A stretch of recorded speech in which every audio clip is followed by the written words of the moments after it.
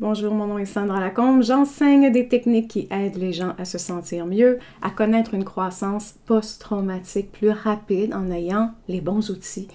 Et pour votre plus grand bien, pensez à apprendre les outils de la maturité émotionnelle. J'ai concocté un petit programme dernièrement, alors il est vraiment très simple. C'est le but du programme. Je veux que ce soit facile pour vous et je veux manifester des gens qui choisissent de faire les premiers pas pour se sentir mieux.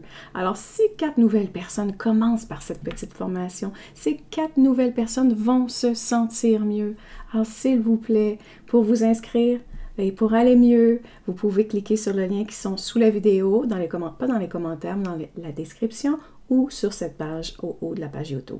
Ça me fait un énorme plaisir de vous y voir, de vous aider aussi. Et comme je l'ai dit, c'est très simple. Voilà. Alors, lorsqu'on est submergé par des émotions difficiles, qu'on a eu peu de modèles, de gens autour de nous qui sont là pour qu'on puisse les observer, pour nous montrer, nous expliquer comment faire face aux émotions qui peuvent être très désagréables et profondément pénibles à vivre. Ah, ça oui. On a utilisé plusieurs techniques pour les éviter. Et avant d'aller plus loin, je vais vous parler de l'émotion, la sensation qui est la plus horrible, et c'est la honte. Et on va la vivre souvent après l'humiliation. On nous a humiliés et on a honte de nous. Et c'est souvent ceci qu'on va cacher en nous, et j'ai beaucoup de réticence, beaucoup de résistance de la part des gens quand je dis ceci, et la raison, elle est simple, l'émotion a été poussée très loin en soi, et on a développé autre chose pour protéger cette partie blessée que les gens ne sont plus en mesure de reconnaître. Ils sont plus en mesure de dire « j'ai honte de moi » ou « je ressens de l'humiliation ». Alors ça, c'est l'émotion qui nous fait le plus souffrir et celle que l'on fuit le plus, malheureusement. Ça ne veut pas dire que c'est la seule qui nous fait peur et avec laquelle on préfère ignorer. Il y en a tout plein d'autres. Je pense à la colère, la rage. Souvent, on a très honte de parler de ces émotions, surtout quand on a été élevé dans une famille où tout doit être positif. Fait semblant que tout va bien. C'est l'espèce de façade qu'on doit projeter. Alors, on a l'impression de n'avoir aucun contrôle sur nos réactions. Ça aussi, c'est difficile et presque impossible de s'asseoir avec elle pour y faire face parce qu'on va imploser, on a l'impression de ça, on va imploser ou exploser. Et je vous comprends parfaitement. Alors, qu'est-ce qu'on peut faire?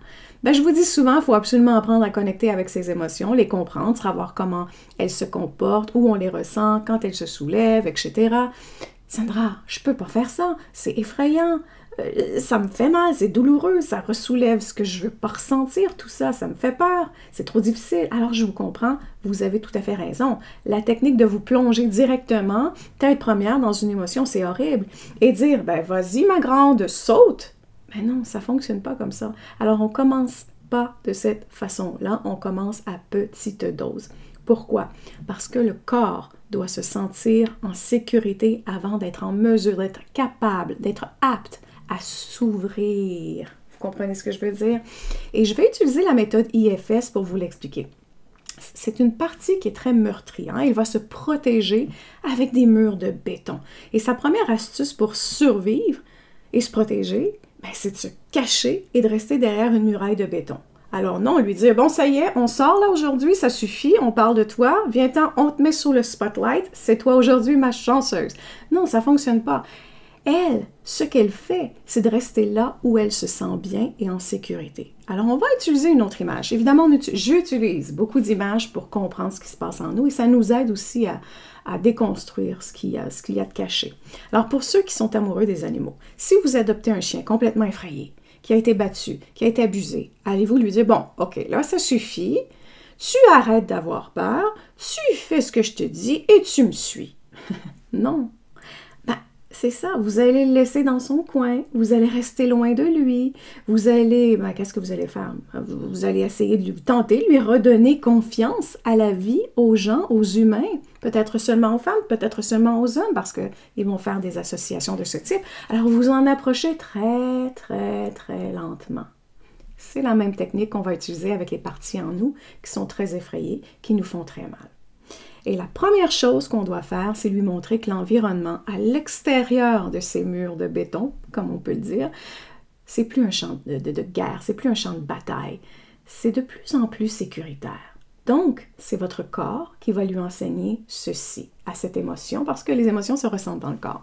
Alors, votre premier exercice, ce sera de rendre votre corps comme une pleine, paisible.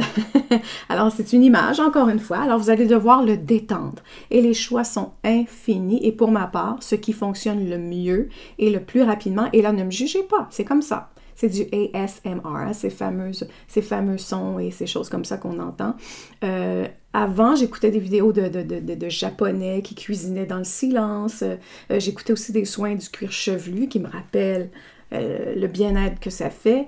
Et maintenant, j'ai trouvé autre chose, c'est le Reiki. Et c'est tellement extraordinaire. Pour moi, ça fait effet en moins de 30 minutes. J'ai même fait le cours. Je suis devenue maître Reiki tellement j'aime ça. Alors, mon système nerveux se stabilise en moins de 30 minutes. Ça, c'est ce qui fonctionne pour moi. Bibi ici, là. Pas le voisin, pas vous, pas... Non. Alors, pour vous, ça peut être, je sais pas, marcher, méditer, lire, jardiner, mettre les mains dans la terre, parler au téléphone. Je sais pas ce qui est bon pour vous. Et ça, vous devez le trouver en expérimentant. Vous devez comprendre comment votre système nerveux réagit à certaines choses. C'est important de faire ceci pour avancer. Combien de temps devez-vous faire ceci avant de confronter l'émotion? Je ne sais pas. Une semaine, un mois, un an, je ne sais pas ce qui est en vous. Il n'y a personne qui peut vous forcer à aller là où vous ne voulez pas aller. Il y a des gens qui ont fait mon cours, STE, qui 3 ans plus tard m'écrivent j'ai très réticent, Sandra, à ce que tu me disais, mais je commence à m'ouvrir, là, je commence à comprendre ce que tu voulais dire. Quand on est prêt, c'est là où les choses peuvent changer. Quand on ne veut pas, quand on n'est pas prêt, quand l'émotion est cachée derrière des murs de béton, ça ne fonctionne pas. Alors, c'est là où vous devez comprendre que ce qu'est le respect, en fait, de votre croissance, de votre évolution, c'est à vous, ça vous appartient. Alors, vous devez vous réapprivoiser, vous devez accepter ceci. Ça peut être très, très lent parce que vous ne pouvez pas voir et ressentir immédiatement les micro-changements qui s'opèrent en vous. Ce qui se crée en même temps, c'est une forme de distance entre vous et l'émotion. À chaque fois que vous vous calmez, chaque fois que vous retrouvez le calme, chaque fois que le corps commence à se détendre, le corps comprend aussi que vous n'êtes plus cette émotion qui vous submerge. Alors, c'est vraiment, avant de faire quoi que ce soit, il doit y avoir une distanciation entre vous et l'émotion.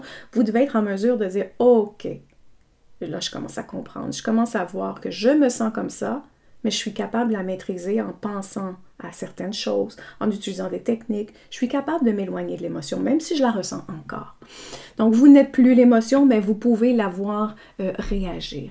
Si vous souffrez de troubles de personnalité, même si vous pouvez utiliser les outils que j'enseigne, il est essentiel d'être suivi par un professionnel. N'oubliez jamais ceci. Une fois que votre corps sera plus en sécurité, vous allez vous sentir plus en harmonie. Vous allez être moins réactif, vous allez être plus stable, plus en harmonie, plus ouvert, moins peur des autres.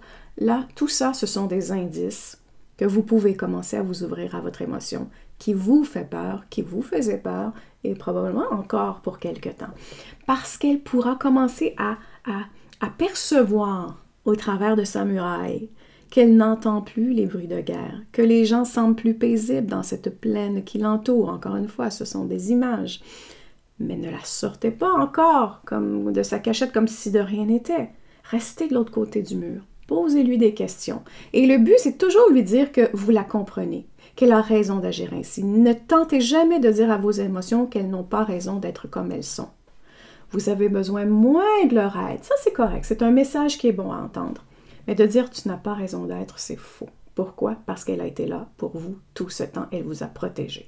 Alors, posez-lui des questions. Alors, on utilise IFS et c'est de créer une partie, vous et la partie, donc de poser des questions comme si vous parliez à une autre personne. Alors, vous pouvez dire « ça va? Qu'est-ce qui te fait peur? Je te comprends. Tu m'as protégé tout ce temps. » Et laissez-la vous expliquer ce qu'elle ressent. Évidemment, c'est de vous qu'on parle. Vous le savez. Je comprends le malaise ici, mais vous pouvez vous y habituer. « Ah, merci de faire ceci pour moi. » Quel âge as-tu? Et ça se peut que vous ayez des réponses. « Ah, j'ai commencé à se ressentir ceci. J'avais 4 ans, j'avais 10 ans. Oh non, c'est arrivé dans la vingtaine avec un ancien conjointe. Maintenant, qu'est-ce que tu ressens? As-tu une couleur? As-tu un son? As-tu des amis avec toi? » Quand on parle d'amis, on parle d'autres émotions qui pourraient être emmêlées ensemble. Alors, montrez-lui comment s'ouvrir en lui montrant que vous n'êtes plus une menace, que vous ne souhaitez en aucun cas l'anéantir. Si vous voulez l'anéantir, elle va résister. Non, vous êtes avec elle. Vous lui demandez d'être plus saine. Vous avez pas peur, mais vous vous sentez mal pour elle de ressentir tout ceci. Alors, je sais que ce sont des questions qui peuvent vous rendre mal à l'aise, hein, l'espèce de distanciation, l'espèce de tuer-je. Certains vont se dire, ben, c'est stupide, c'est enfantin, vous pouvez faire ça différemment. Hein. Vous pouvez questionner avec des phrases qui vous rendent confortable aussi. Hein. Peut-être que les phrases que j'ai choisies ne sont pas les bonnes pour vous. Vous pouvez utiliser le « je » pour vos questions et non pas le « tu te sens comment », mais « comment je me sens? Quel âge j'avais quand? » Est-ce que je ressens, est-ce que je vois des couleurs, est-ce que je ressens des sensations dans mon corps? Vous pouvez faire ça au jeu, aucun problème. Alors, si vous remarquez, le but, c'est vraiment de ne pas confronter l'émotion directement. Avec notre imaginaire, on la laisse cacher, mais on dialogue avec elle. Et là, tout doucement, vous allez avoir de plus en plus confiance. Et la partie blessée en vous sera de plus en plus confortable. Et sans même vous en rendre compte, vous allez pouvoir dialoguer avec l'émotion. Il y a une distanciation et on peut commencer à voir qu'on n'est pas l'émotion, mais qu'elle est là avec nous. Alors, cette émotion qui commencera à s'ouvrir tout doucement, à avoir confiance en vous, et la libération se fait aussi simplement que ça. Vous allez penser, OK, c'est quoi la question finale? Il n'y a pas de question finale. L'émotion, quand elle est entendue, souvent sa rigidité va fondre et vous allez vous sentir mieux tout à coup. C'est comme ça. Alors, encore une fois, cette technique, oui, que je vous offre fait partie d'une technique qu'on appelle IFS, le système familial interne en français.